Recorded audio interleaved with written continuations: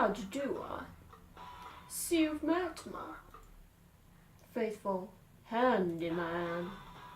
She's just a little brought down because when you knocked, you thought you were the candy man. Don't get strung out by the way I look. Don't judge a book by its cover. I'm not much of a man by the light of day, but by night I'm one hell of a lover. I'm just a sweet transvestite from transsexual Transylvania. Ha ha. That'll do.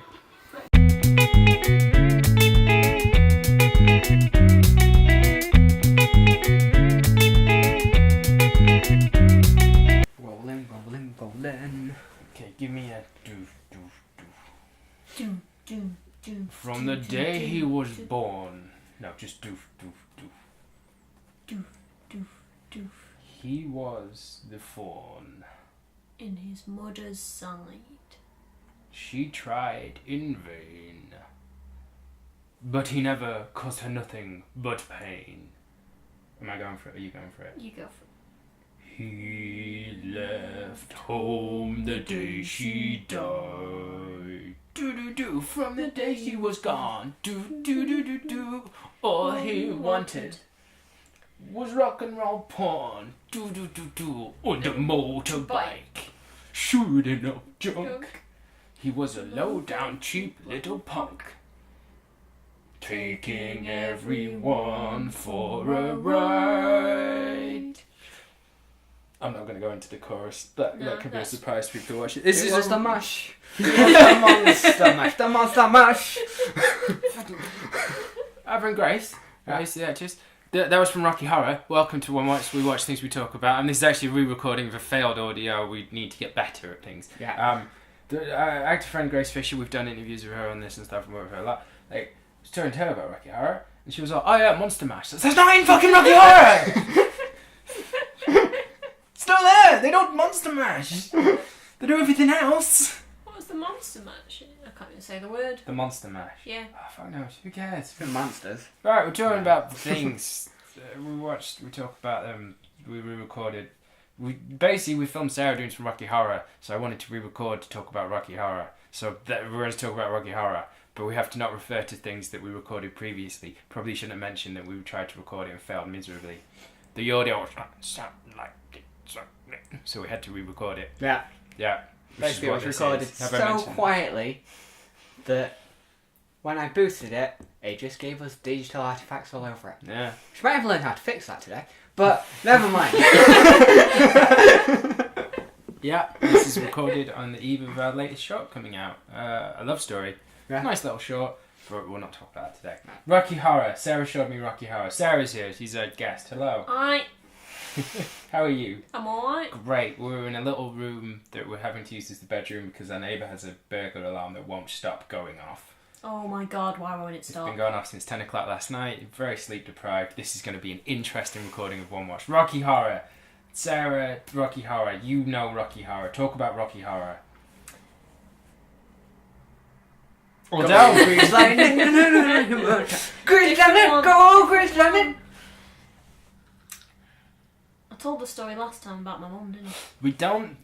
Last time didn't happen. It doesn't exist. We have to tell this story again. How did you discover Rocky Horror Picture Show? Well, starting off with a mate from school was like, oh, you should watch this. She also introduced me to Green Day, so I went for it. My parents bought me the DVD for Christmas one year. My mum told me, oh, I've seen that, it's really good. So like, cool. So I watched it. Did not seem like my mum's thing at all. A lot of sex scenes.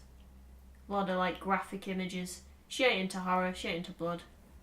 She's probably into sex, but not watching it. That one didn't land. And so I watched it. And I was like, Mum, didn't think that'd be your kind of thing. There's like loads of sex in it. It doesn't really seem what you didn't enjoy. She was like, there's no sex in it, what are you on about? I was like, no, Mum, the entire film's pretty much about sex. She said, no, there isn't. There's no sex in it. Then I remember she told me that they had to leave early because the film reel ended, like split off or some shit. Yeah. And then you had to get the last bus home. So it's like, well, where did you see up to? She's like, oh, they just made it to the castle. It's like, Mum, that's the first 15 minutes. That's before You the haven't sexy seen times. it. You haven't seen the film if you've seen them arrive. I'd never seen it before you introduced me to it. I knew some of the songs, like Time Warp. Everyone knows Time Warp. Sweet Transvestite, we'd sing to each other every so often. Yeah, I learned the lyrics for that before I knew the context of it and stuff. My mum and dad went to see Rocky Horror in the theatre and had no idea what it was about, and suddenly got confused at people walking around in fishnets and corsets and all the costumes and everything. Tried not to stare, sat to watch it, and then said everyone was stood up and dancing, so they joined in. Yeah. That's my parents. That's what they would do. They wouldn't leave. They wouldn't get disgusted. They would just go with the flow, and that's how I ended up being raised by them and becoming a drug addict. But Probably I'm how you over were that born. now. You're sorry? Probably how you were born. How I was born was thanks to Rocky Horror. Rocky Horror. It's a film from like 70 something, 78, 77, It's either 76. 76 or 78. I don't know Right. why. It's I fucking don't know. fantastic. It's fucking, it's just so ahead of its time. It's all kind of sex. You have the stereotypical American couple, Brad and Janet. Janet. Brad's like the jockey American, yeah, we're gonna save, and Janet's like the preppy high school virgin, and they end up in Dr. Frankenfurter's castle. Dr. Frankenfurter is a sweet transvestite from transsexual Transylvania, which may or may not be on Earth. That might be a spoiler, it might not. It's a hard plot to follow at times. It's all singing, all dancing, and there's dudes sleeping with dudes, women sleeping with women, transvestites sleeping with everyone. There's a guy called Rocky who's on a pretty big downer, who is like Dr. Frankenfurter, played by Tim Curry, is amazing. He's the sweet transvestite guy. He's obsessed with like perfection and beauty, and he creates this really muscular guy called Rocky who wears like very, very short gold speedos and wakes up and starts singing a song about how he's on a pretty big down. Meatloaf turns up, then goes away. Yeah. There's Dr. Scott, who's in a wheelchair, who actually sings a song in a German accent, which is what me and Sarah were trying to do, called Eddie, or Eddie's Teddy. Which Eddie's is Teddy. what I've got it as Eddie on my playlist. I've listened to the playlist a lot and downloaded a number of songs from it. But it's only Eddie, but then others call it Eddie's Teddy. It's controversial. Any questions, Tom? It's probably just Eddie's bracket Teddy's. Yeah. Yeah. It's like Good Riddance by Green Day. Yeah. It's not called Time of Your Life, it's called Good Riddance. Yes. But Oh, everyone I know. calls it Time of Life. Yeah. Yeah. Any questions about Rocky Horror? What's it about? Right. What's the actual plot? Okay, this couple are going to see their friend Dr. Scott, but their car breaks down. They get a flat. Well, how about that? So they end up at Frankfurter's castle, who invites like the servants. One of them is played by Richard O'Brien, who wrote Rocky Horror while he was a struggling actor. And then the maid Magenta, who is one of the actors from the original British stage show, who then played in the film as well. They bring them in and then start doing the time warp. And then there's all these crazy guests who are all Transylvanian, and they're all dancing and stuff. And then Frankenfurter comes out and is like, oh, you got a flat? Well, how about that? Well, I'll get you a satanic mechanic by the light of the day.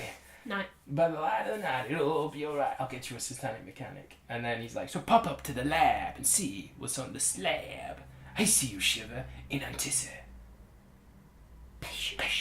And he got, what is he? He says, I've been making a man, With blonde hair and a tan. and he's good for relieving my tensions. So he basically tells them, come look at this Rocky guy. Rocky comes out, but then Eddie gets there. Also, there's a girl called Columbia, who just like steals everything she's in. Oh, there's so many good performances. She's in love with Eddie, played by Meatloaf. Yeah. Shit goes wrong there. They stay the night, and Frankenfurter turns out to be a bit of a psychopathic villain. With his obsessions have driven him to madness, and then other stuff happens. It's weird. It's really fucking weird. And Janet has a sexual awakening, and there's a song called "Touch Me, Touch Me, Touch Me." I Yeah. want to be dirty, which is very enjoyable. Susan Sarandon, very, very good in that role. Huh? Yeah. I have watched the film. I have watched a live recording of a BBC version of the play that I didn't think was great.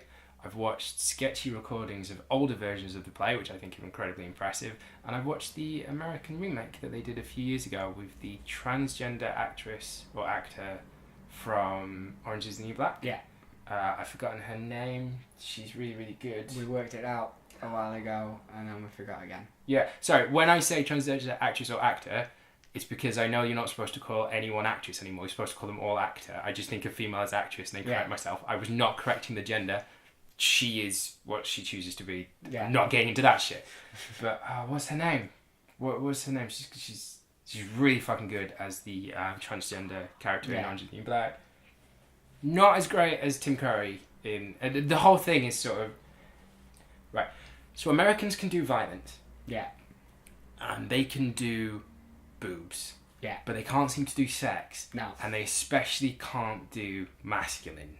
Like, their Rocky is nowhere near as, like, sleazy or sexy. Frankenfurter doesn't, like, grind and do the rapey stuff like he's doing to his Rocky. And his Rocky's wearing golden shorts instead of Speedos. And I was like, no! Commit or don't. But it's alright, the American one. I feel it's a respectful remake. The argument is we're trying to make it for a new generation. I believe that was it, rather than we're going to make money for the fans. But part of the reason I think that is because it was stupid, because it's still running as a show somewhere, and it had like a 20 to 35 year consecutive showing at late night drive-ins in America. Like every week people would turn up. Like it's fandom. It's a full-on cult classic. Yeah, and its fandom is amazing. I said shout out to Columbia. There's an amazing interview with her. I'm not sure if she's British or Australian. There's an amazing interview with her on YouTube that you can find, and she's such a lovey and just such a like great diva about it. And she does actually sing, so you can still like do all the lines and everything. And I was walking down the street, and she's always like, "How did you get?" And she goes, "Oh well, I acted in an audition, and it probably helped I slept with the director." Well, I don't know how you got your job to the female anchor, and then the male anchor who's with us goes, "But we all know how you got your job." like just. Most people seem to be really fond of it, or like there's some great videos of Meatloaf talking about how like he stormed out when he first saw Tim Curry's costume, but then got convinced, then stormed out when he was told he's going to be wearing fishnets. Then there's a bit where, because he played two characters, Dr. Scott and Eddie, because they're related in the stage show, but they split the actors. So in the stage show, when he's Dr. Scott, who's in a wheelchair, there's a bit where he just lifts his leg and he's wearing fishnets. He said the laugh the audience gave him, like he was like, okay, this is fucking funny, and like he would milk it. And so sometimes the laugh goes so long, Tim Curry will start ad-libbing just to keep it going. It's like, I wish I could remember his ad-libs because it's so funny. It's like, I mean, it was like, as soon as I realised how entertaining it was, I didn't care about how it felt or looked anymore. Do you know what I mean? And I fair play to Meatloaf. Like Susan Sarandon did a great interview. Like they filmed in an actual rundown, dilapidated castle. For the film they said the whole of the stage cast from the American show, which was predominantly the British stage cast, could be in it, but the two leads had to be Hollywood, which is why they picked Susan Sarandon and the other person. Susan Sarandon was like, she'd always thought she couldn't sing, but she could do funny, so that's how she got the job and stuff. She got pneumonia while they were filming it, but still did like the scenes in the swimming pool, still did those scenes while she should have been in hospital. And she does a great interview, like it's a retrospective, and she's talking about, well, because I've gone on to like win an Oscar and all this, like a lot of journalists have sought to sort of be quite confrontational, or as if I should somehow be ashamed of this film. But she's like, but I'm not at all. Like I'm proud. I think it's a great little quirky film. Even if it was a crap film, like something that's that much of a cult classic, I don't think you should be ashamed of. Well, she's not at all, and that was the interview came across as like the narrative people want is, look at, she's gone so far beyond it. Because she doesn't talk about it much, but she doesn't need to talk about it much. But it doesn't mean that she doesn't. And the great thing about Rocky Horror, the great thing, if you like, I've gone really far down the rabbit hole in terms of watching, reading these things about it, is the amount of people growing up who watched that film, because it wasn't a hit when it first came out, but watched it and saw something liberating in it, whether it was wearing fishnets or being gay or being open about sex or wanting to explore sex and not just the prudish, especially in America, where like America is quite a Christian repressed country. you can show as much violence as you want on TV. You can even swear on TV, but sex is very dodgy and not particularly in the mainstream. Can't feel a female nipple. Oh, yeah, that kind of thing. That's a sex object. Cover it up. Yeah, that kind of thing. And Rocky Horror is all about breaking that down. Yeah. A lot of people found comfort or found something in that film that helped them, and that's like, it's not the most profound film. I don't think it's even trying. I think it's just I think it's just having fun. Yeah, but I think it's so chilled out about these things. It's like, it's okay to be Yeah. chilled out about these things and laugh about sex and transvestites and like, you can have fun with that, and it's not, this isn't disgusting, gross, dim, or, you know what I mean? Yeah. Nah, fair. It's fucking brilliant. It's you haven't watched it, have you? No. You should fucking watch it at home, because it's really fucking good. I fucking have this audio recorded because I can't wax lyrical about Rocky Horror for the third time. Shh, don't mention that. That's the fourth wall. Right, Rocky Horror, Yeah. that's out. Do you want to talk about something you've watched? The only thing I've watched recently is Mhm. a program called 10,000 BC, which is a reality TV program from Channel 4, where they put people and make them cavemen, sort of. Right. The first season was interesting. The second season got absolutely, like, people like, oh, dude, they got everything given to them and stuff. They actually got less given to them than the first season. Right. They just had a much better setup because they learned from the first season. Right. Because in the first season, they gave them like stuff, but they did it for winter, at the beginning of winter. Yeah. So very quickly, they didn't learn enough, and everything fucked up. Mhm. So the second season, they did it in the summer, gave them similar stuff that they started with before, but rather than giving them, they gave them less rations. And the first one, they gave them lots of rations, and more tools, so that they don't have to build as many tools in like huts and stuff. Because if they were brought up in a caveman society, then those things would have been made by the people before. Who have already learned shit. So if you got to learn shit, then you probably should have stuff.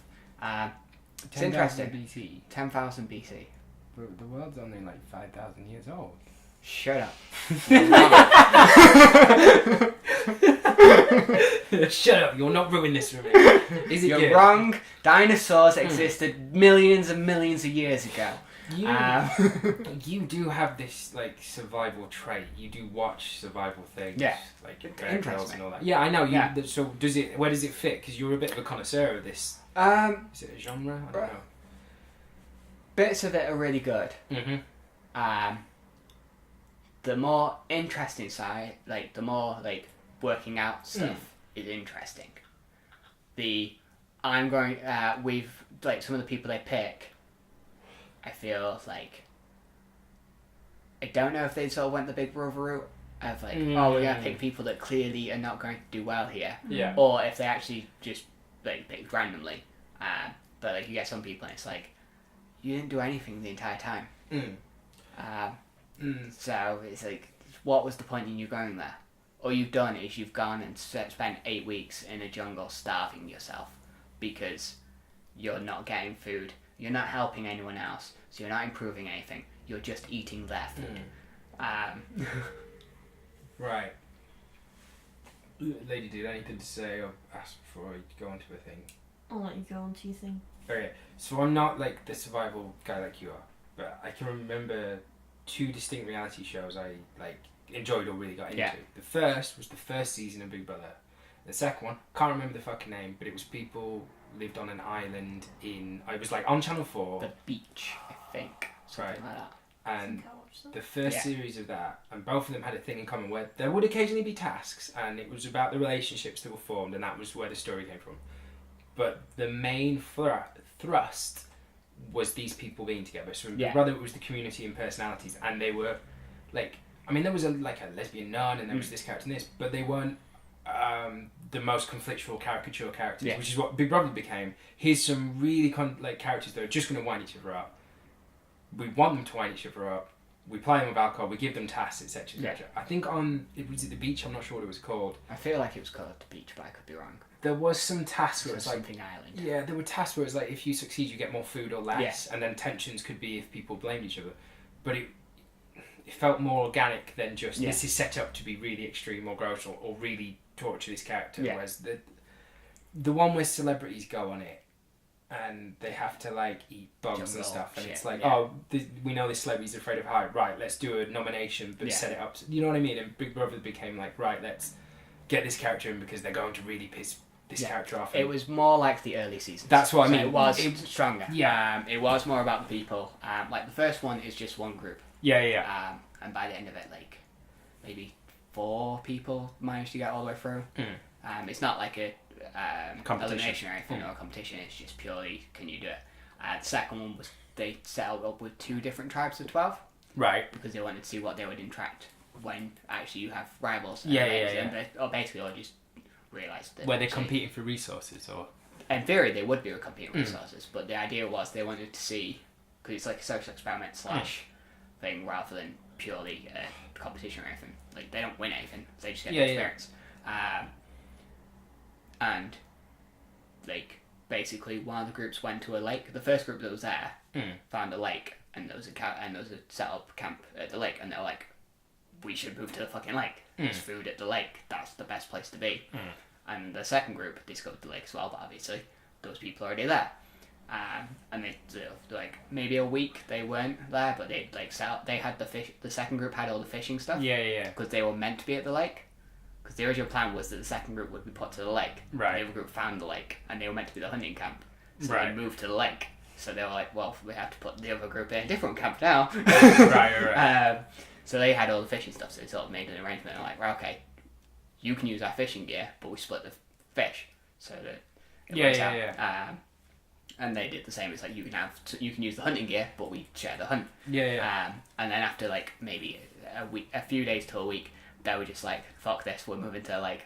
So they came down. It's like we're moving here. It's like we'll build our own place. We'll be in lodges for a bit. Sorry, we'll help out. And yeah. was it? Yeah. Yeah.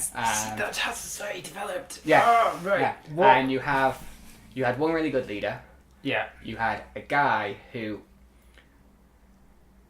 he was like the blokey bloke men's Right, type right, thing, right, and right, he was right. the other leader. And as a leader, when they were first starting out, he was great because he pushed them to do stuff, even Yeah. though he was a bit of a dick. But because he had to be a bit of a dick to get them to sort of start doing stuff and push them through. Once they were more settled down, he was still a bit of a dick, so they voted him out. They were like, we want a new leader, and they voted for his second in command. Right. How did which- the second command do? Second in command was fine, but he wasn't really that strong. But luckily, they were all settled by that point. Yeah, he was yeah, basically on a button. Like none of his decisions really did fuck all. Yeah. But the other guy was just like he was a bit annoyed at first, and he was like, "All right, I'm going hunting then." So that's the other thing I want to do. If I've not got to be a leader now, I can go hunting. So he was like, "Right, I'm going hunting."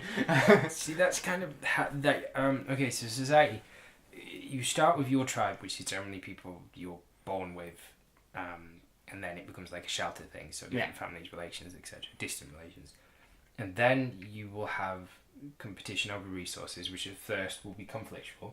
Generally, is conflictual. But the societies that flourish, those tribes that flourished, learned trade. Yeah. They were nomadic and they learned fucking trade. And trade and diplomacy is such a huge part. Like, Civilization 5, 6, whatever, like the game. You have to learn diplomacy, but it's one of the earliest ones you learn. But it's so fucking useful when you do, and you can start actually, okay, I'm going to give you this resource for this. And that's actually how societies flourish way more than the war bit, because the war economy doesn't survive. I really like that that's the way it went. That's like what Don't made need it to watch really it now, but interesting. that's It was like they only managed to hunt one thing. Yeah. They managed to get deer. They had a few like close calls. The guy who went hunting. Yeah. This is a spoiler, but I don't care 'cause it's like a year old or so, and it's like really. We're just talking about a show. It's Yeah. not. Don't worry It's about. like reality TV anyway. He was determined to get one, and then I could like. You sort of saw the more human side of him for a moment because he actually hit a deer. Right. Managed to hit a deer, and they had rangers with them as well. Because obviously, Yeah, bows and yeah, arrows. yeah, It's not the yeah, most yeah, main yeah, thing. yeah. So the idea was that the ranger would take them out. Yeah. If they were hit, they would take them out, make sure they're not injured. And the ranger couldn't get a shot off before they got away. So the deer went out because it was too dark and everything. So the next day, he's like, they want to track the deer and they couldn't find it. And like, he was drained as fuck. He had like no energy, He hadn't eaten like properly for ages, and he like clearly looked fucked. And like the other people that were with him were only really there to make sure he didn't fuck himself over.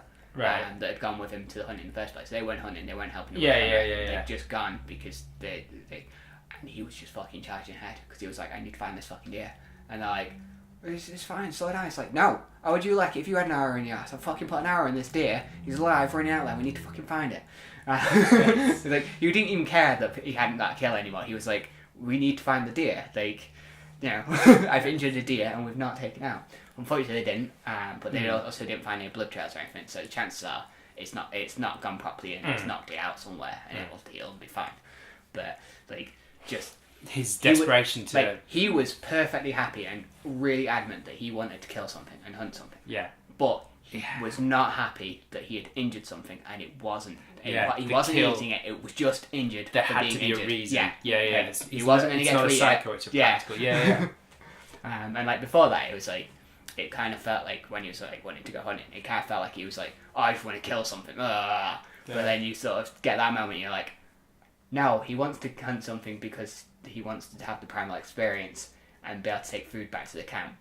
But now he's hurt something and it's not gained anything for the camp or anything. He feels bad because he's like, that's a waste. Like, that's not a good thing. This is my thing. This is a different chat. Sorry, I'm kind of animals. Like killing animals, fine. Like I'm not a vegetarian or working by that. I have been vegetarian, but I'm not. That was never because I don't want animals to die or anything.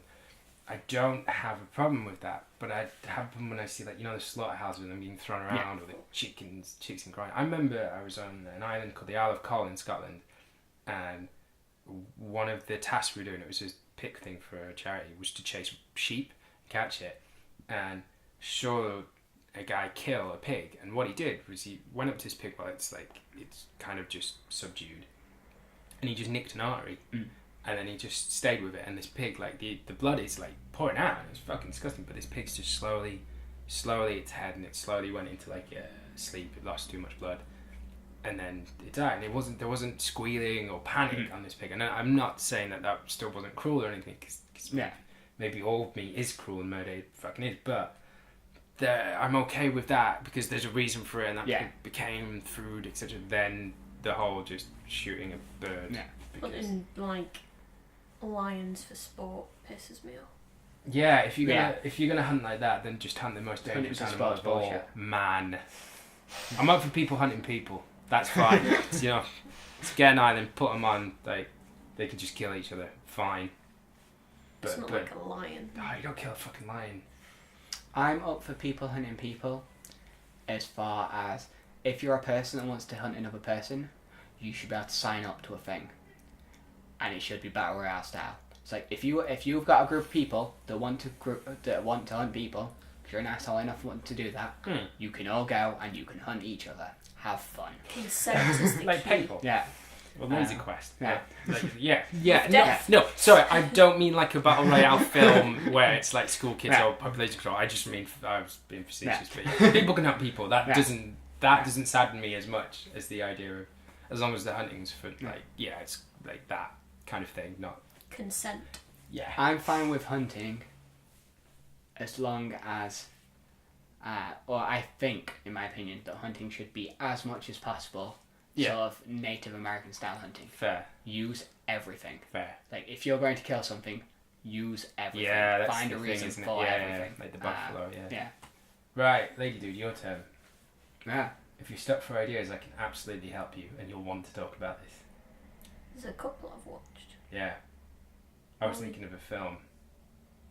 Nixon! She grins and laughs. I forgot we watched that. Yeah. I can't remember what it's Let's called. talk about it. The Nice Guys. Ah, okay. Yeah, you told me. Have you to watch watched this. it? I've not watched it yet. I can't remember what happened. Okay, do you want me to give the intro and you just talk and then... Yeah. I'll join in with you. Okay, Russell Crowe, Ryan Gosling. Russell Crowe, it's like the 40s, 50s, 60s? Maybe earlier. 60s. Maybe 70s. Probably is 70s actually. Mm. Yeah, because Nixon's in it, so it's got to be 60s or 70s. Russell Crowe is a private detective who hates everything about his life. He drinks too much and he just generally just fucking hates his life, and he's a very miserable soul, and he's like wondering, he monologues and like wonders if he became a cop, if like maybe he'd be happy and wouldn't hate everything, wouldn't spend every day just hating it. And a girl hires him because she's being harassed by a guy. And Ryan Gosling is a private investigator with a daughter who hates his life, who is pathetic. And he takes on cases for people, like cop friends give him shitty cases. Like there's an old woman who wants him to find her husband, and he's like, whose are those ashes? They're my husband's. That's the kind of cases he gets. But he'll still take the money, and he gets co-opted because a woman whose daughter died, she thinks she's seen her. But it's a fucking comedy. But these two, like, they end up, like, basically their paths cross, they get into fights and stuff, and then they get caught up in this crazy fucking conspiracy. Ryan Gosling's daughter basically does all the work while they, like, try and not get her to do the work. And it's just really fucking funny and charming, and they're both so fucking pathetic. Like, Ryan Gosling's character all the time gets beaten up or hurt or screams. Just, ah! There's an amazing bit where Ryan Gosling is hiding behind a car. Sadly, this car is on a revolving platform. So Ryan Gosling's like, counts, okay, 3, 2, 1, leans up to shoot over the car, and then a bullet hits the car because he's now, the guy who's just like trying to shoot at is behind him, and he just goes, ah! And runs. It's that kind of... There's so many like little in-jokes and little funny bits that like get referred to later on in the film. I am not spoiling Nixon. Yeah. No. Richard Nixon has such a big part in it, and I'm not spoiling any of it because that bit was brilliant. Go, lady, do talk. It was just like unexpectedly good. Yeah, it was genuinely really, really, really funny. Like, just really enjoyable, really well made, sincere. I'm surprised it wasn't bigger. Yeah, well, it came out like during Captain America: Civil War. Yeah, the director even said like they talked about sequels when it first came out, and he was like, sequels, I'm just waiting for like the first one. It's like, maybe if like people decide instead of going to see Civil War for the 10th time, they'll only see it 9 times and see my film 1 time, I'd be really happy with that. Like he was just really down to earth about it. Critically really, really successful. Like everyone really highly rated on like IMDb and Rotten Tomatoes. People I've talked to have seen it all, really, really enjoyed it. It's on Netflix. I hope there's a sequel, because they're such a good team. The two of them are so great together. This is so funny. It's just so fucking funny, and it's weird. It's like incredibly weird funny as well. There's bits where like Ryan Gosling goes into dreams, and he has these weird dreams. At one bit, he's talking to a fly who's smoking a cigarette. There's this giant fly in his car, and then he thinks like Russell Crowe has an ankle gun, and then later on he dives for this ankle gun, and he can't find it. He's like, what are you doing, dude? What are you doing? He's like, your ankle gun. He goes, I don't have an ankle gun. Did I dream it? He goes, yeah, you fucking dreamed it in the car, dickhead. Ryan Gosling there, and Russell Crowe just points him and just goes, this has gone too far. Like, it's just brilliant. It's really, really fucking good. There's a kid cameo in it who's just like, he just goes, I have a really big penis. He's like, right, okay, just, if you give me $10, I'll show you my penis. It's like, we're not going to give you $10. He goes, you sure? It's really big. It's just weird combos like that, just through it. It's great. The Nice Guys is really, really good. Really recommend it. Anything else? You said there were a couple of things you could think of, lady did. I can't remember what it was called. Mm-hmm. But the one with the Asian rappers that we watched. Oh crap! I don't know the name of that. I can't remember the name. It's a documentary on Netflix, and it's about Asian rappers. The main star who I've been watching all his rap battles is Dumbfounded, who's Asian American rap battler who also now he has like a sold out tour going. Really highly rated guy. Aquafina. She was really, really good. She's going to appear in the new Ocean's 11 remake that I think is all women that they're doing. She had a great song which was My Pussy. My Vag. My Vag is like great. Your Vag is disgusting. My Vag brings the boys. Your Vag has fish. That kind of like just this weird beat. They did cool stuff. Like they played. There's like 4 or 5 guys in there. There's 4, but I can't remember all the names. they played their songs to like different MC artist guys who gave their reviews, and they get really interesting feedback. Like, I feel that, or nah, that one, or I've never heard that kind of thing before, and they go back to them like 2-3 years later. So it's really interesting study of them, and it wasn't like we're gangsters, look at the guns and everything else. It was more about being Asian American, and what does that mean? Like, how do you get access to hip hop when you're Asian American, and what do you face, and what kind of jokes, etc., etc., and what do people say? So the battle rap guy, Dumbfounded, always saying about how people are always making like the dog, because he's Korean, they're making the dog references and Asian and this and Kim Jong Un and all these things, and he's like, and it's easy as fuck when they do that shit, because I just jump on them with. Yeah. It was pretty good. I really liked it. Yeah. Can't remember much else about it. I just remember it being really good. Yeah. It's a battle rap, and I really, really like it. He Dumbfounded battle rapped a guy called Pumpkinhead. This isn't in the film, this is on YouTube. He battle rapped a guy called Conceited, which was like he'd come out of retirement for 5 years to do it. And if you watch the battle rap, it's actually Dumbfounded goes first, but the way they edit it, it's like Conceited went first. But it makes more sense when you see it in the right order. But he got this guy called Pumpkinhead, and his first rap was Pumpkinhead, what a weird name. And then it was something like, you and a Razorhead got the same surname. And just jumped into some of the stuff he says in his raps is great. And Pumpkinhead, he's like, he's so old. You're so old, I'm surprised you didn't start with, my name's Pumpkinhead and I'm here to say. And just slaughtered these guys and stuff. But battle rap's really cool because you watch them and they probably go for each other. Then it ends and they shake hands and they hug. And it's like, whatever got said, there's no beef. It's not about the beef. It's not a feudy thing. Like, it's not a rap battle for money. Yeah. It's, we'll spit lyrics and see how creative we are. And then that's it. We're done. Whoever wins, wins. And we move on. That was a really good documentary. I wish I could remember the name. I left my phone downstairs. It's on Netflix. Yeah. I can have a look, but I imagine it's pretty easy to find if you search for like rap. If you go documentaries and then rap, you're going to find it. So yeah. So Sarah's searching on her phone while she's doing that. Rocky Horror Picture Show. It's fucking brilliant. Just watch it. The original film. It's quirky, unique. It's a special kind of one of a kind film that came out and just still is just so much fun to watch. 10,000 BC. If you're interested in sort of survival, ancient times, and reality TV, something easy to watch. It's worth watching. Yeah, non-biblical canon times. Yeah. The Nice Guys, great film. Tom, just go tonight. Go watch it because it's something you can have on in the background. Maybe tomorrow. Oh, you'll play it. Yeah, you're playing games tonight.